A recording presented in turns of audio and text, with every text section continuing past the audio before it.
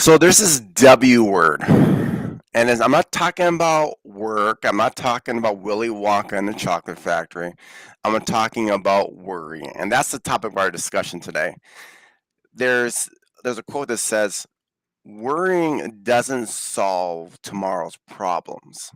What worrying does, it takes away today's peace." And today we're going to go ahead and have that conversation about, like, why do we worry?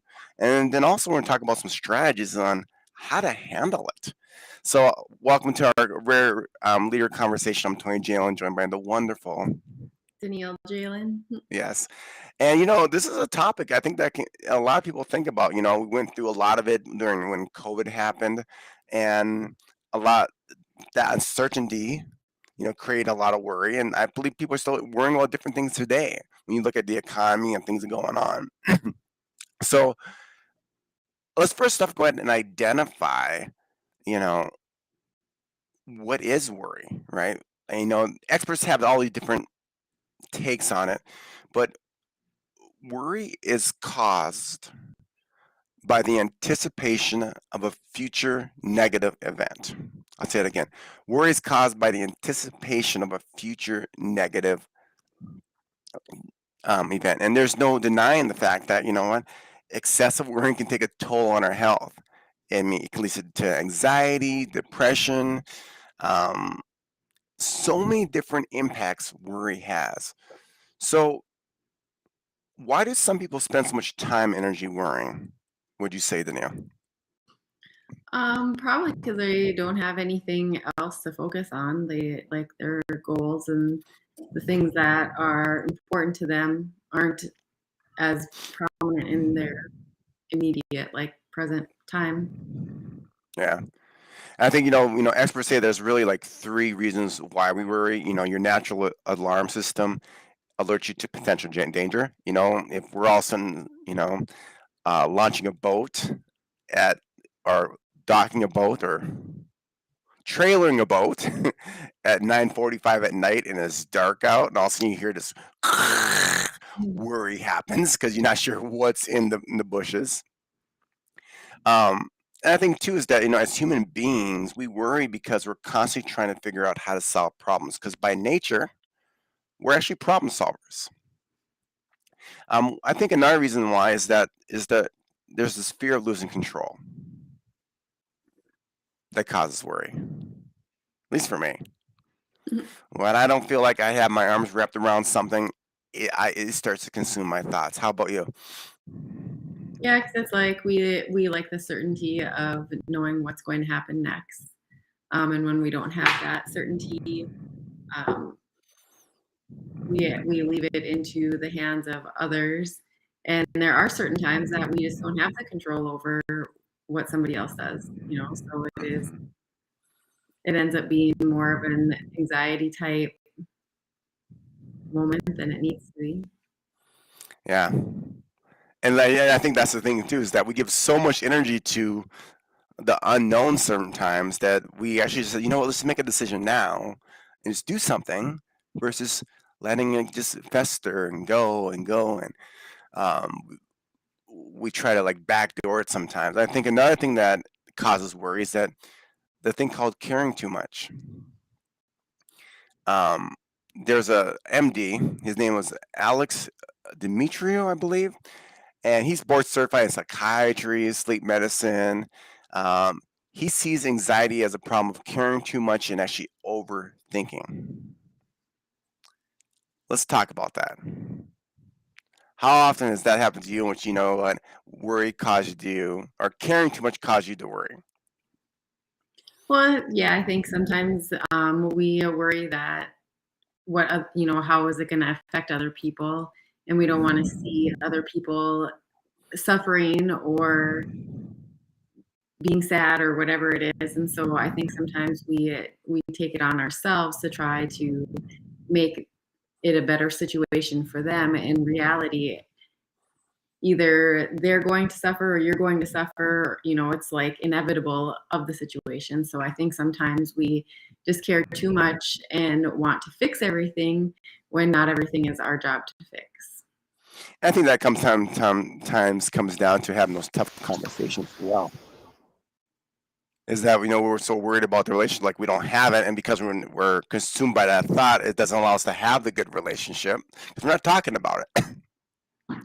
Sometimes we make it a bigger situation than it actually is. There's this thing that says, feelings are an indicator, but they're not always facts. Um, so, what are some ways to worry less? I mean, I think for me, one of the things that I've learned is I just gotta acknowledge it. Acknowledge it and just understand, like, am I doing what I can do to control the situation from the things that I can control? And if it's not something I can control, it's on the hands of somebody else, then just letting it go. Like understanding, like, we're not going to be able to have control over everything, and it's okay. And that leads me to I believe what you're going to, Danielle, is like you're reframing your thoughts. Like there are times when I have had to ask myself, is this thought helping me out in any way? And by reframing our perspective and starting to think in this way, at least for me, I can start to accept what you talk about, Danielle, is things that I cannot change. Um, what's some other ways in terms of like managing worries that you learned as strategies to work through? Well, I think re-looking at what my goals are, and if I'm worrying about what the results are going to be, like, am I doing everything I can right now and in control of what I can do right now, and not worry about that result? And so, if I'm doing the things I need to do on a daily basis, it eliminates some of that worry of what the end result is going to be like. Share a little bit more about that because that's true. If we're doing what we know we're supposed to do, we can let go of almost the result in some ways. A little bit, because I think sometimes, we can only give so much effort, and there's only so many things that we can do to reach our goals. And if we understand what our goals are, it doesn't always mean that we're going to reach them or the result is going to look in the way that we want it to look like, but it may end up better. It may end up a little bit different, but it's still dependent on what we're doing daily to get there. You brought up goals a few times now in terms of handling worry, and it sounds like to me like, and even though we've been together going on for 22 years, it's like a really evident thing in which it's helped you work through worry. Like, why do you keep on bringing up the goal side of it and handling worry? Well, because I think sometimes if we don't have a clear picture of what direction we want to be going in, it tends to lead to worry. Like, I don't know what's going to happen. If you don't want to worry about the unknown, be working towards something that you are clear on what you want to be moving towards. That's true. Like it goes back to the phrase of living in with intentionality. Whether that be in your relationships, your health, your work, your finances, if you have an intentionality around it, you're going to focus on a lot more the time the things that you can control versus things that you cannot control. One of the things that also I learned in terms of managing worry for me is I got to get the doggone thoughts out of my head. So I like to journal. If you look at my phone, I have a section called thoughts, and got pretty big over the years. And I know you have a lot of journals. I think actually you could probably start a journal factory, Danielle. um, how has that helped you in terms of you know managing stress and worry more? Well, I think sometimes, I mean, for me, it's almost like it's a prayer or meditation, like just to get it out of my heart and out of my mind. And sometimes when your head is just full and you keep saying the same things over and over and over and over again until you get them out isn't going to change anything, um, unless you release those thoughts somewhere. Yeah, because it's taking up space in your brain, and a lot of times those thoughts aren't organized. And an unorganized mind is what brings down the house Mhm. more often than not. Another thing that I've worked on is meditating. And you mentioned prayer as meditation. That's a form of meditation as well. But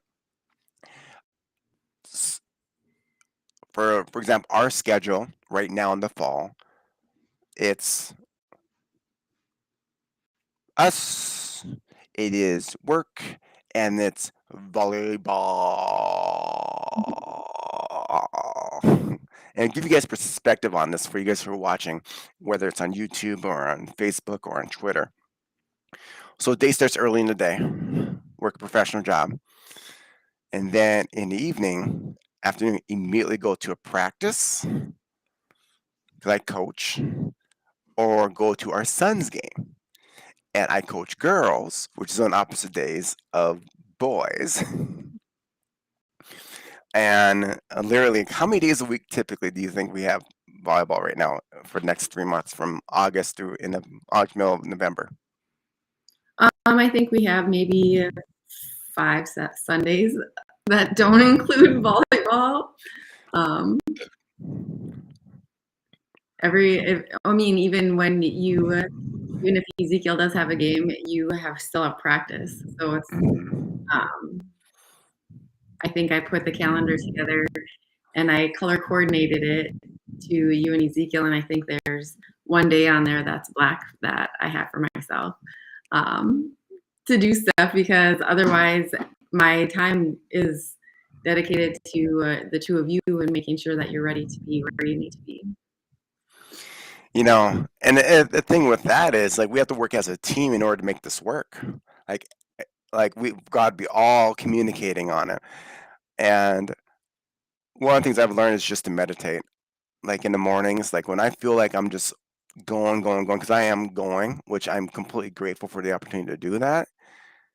I just got to take that time of 10, 15 minutes of meditation earlier in the day. And also, for those of you guys watching, this is a little study. I don't know if we shared this on a talk last week. I don't recall if I just read it. But what they say, 80% of arguments happen within 20 minutes of arriving at home. Mhm. So for me, it's work. It could be Danielle's had her whole day, and or whatnot. She needs a little break.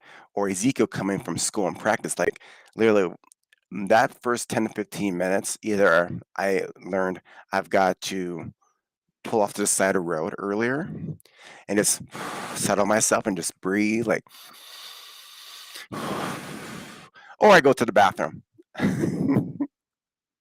I'm Both not of you, joking, folks. This is probably too much information for you guys, but I'm just being real with you. no, you But just you gotta, both of you just go. I go to the bathroom, and you yeah, disappear for like yeah, 15 minutes. yeah. I'll just sometimes just sit there and just do my business and just, all right. So because that way, when I come out, or when I come out my meditations in the morning, I'm like, all right, let's go. Let's go and engage in being a father, a husband, a friend. And I think that's one of the ways to deal with worry, is just to take a moment and freaking breathe. You know. Um, Another thing is that exercise. Danielle's done like, it was fun. I was talking to one of our mutual friends here on Saturday, and they're like, whenever I look at my Apple Watch, Danielle just completed another workout. She just completed another workout. It's like they're like, I don't even know why I'm friends with her on it, because I'm I. She's like here and I'm here, but it keeps me going. That's the reason why. And I know at times where this is where I've had yo-yoing at times in terms of my weight, is I may not exercise regularly. I may let that go to the wayside. And there's a phrase that said that when you're mentally stressed is when you should put physical stress on your body. When you're physically stressed is when you should put mental stress on your body. That could be reading, learning, and growing, and physical is working out. How has working out helped you a lot? Because you're doing a program right now. You're almost you got what, 16 days left of the program, something like that. And you've done a phenomenal job with that. But like, how has exercise? How does that help you deal with worry? For me, it just is to be out in sometimes I'm listening to a podcast and sometimes I'm just listening to whatever's chirping in the background and just to be in the silence almost, and just doing it. Like, it's not like I feel like going out every single day, but yet I know I feel better when I'm done, and just to take that time and get out of the house and get some fresh air and just be out and not worry about it. Yeah. I think that's important. I mean, we talking working out. We're not talking you have to go and do 2 hours of working out, right? Even though some days I like working out because I know when I got things going on, I really need my Tony break. I'll be in the gym for an hour and a half, 2 hours because I'm just going through this whole routine, just expelling everything. Um, but it could be just for a 20-minute walk. Something very simple, something to detach yourself from everything. Not hopping on social media, not looking at your emails. And that's one thing I worked in terms of dealing with worry as well, is your morning time is so important. Your morning routine, your evening routine.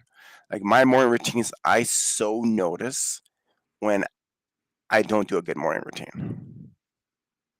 I'm not as joyful. I am more reactive versus responsive.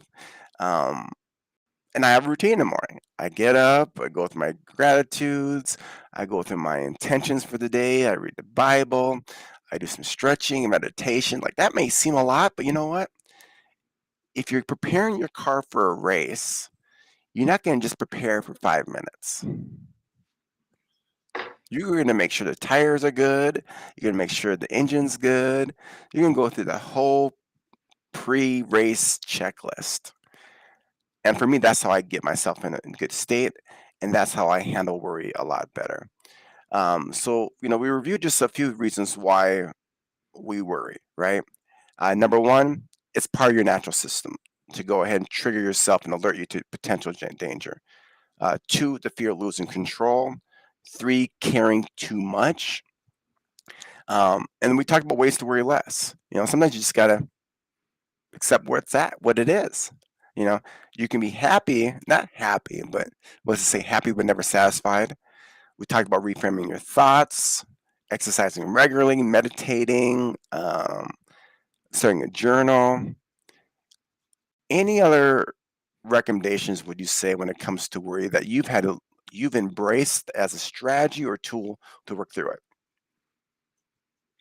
I just think for me, the biggest thing is just understanding that I I may have a certain outcome that I wanna see happen, and it may not happen the way that I see it in my mind, but it happens the way that it's supposed to be happening. And just being Trust. trusting the process and letting it be where it's at, and understanding that what I may think is best isn't always what's best. Right. Tony Robbins says our stories we tell ourselves define our lives. And it also can define our relationships. It can define our health. It can define so much things. I think for me is, I just work on putting it into perspective. Did anyone die or go to jail? Like really? Okay. So we're gonna be okay. It may not be an ideal situation where we're at right now, but we're gonna work through it. And there's some books that I recommend to check out if you want other strategies in terms of how to work through worry. One of them for me has been a staple in my book collection for many years. It's How to Stop Worrying and Start Living by Dale Carnegie. Um, The Power of Now by Eckhart Tolle. That's a extremely powerful book. And so hopefully this was beneficial to you all. If you found value in today's conversation, feel free to go ahead and share this with others. If you're not part of the Rare Leader Facebook group, make sure to send a request out. But remember about this, we said this about worry. Worry doesn't solve tomorrow's problems.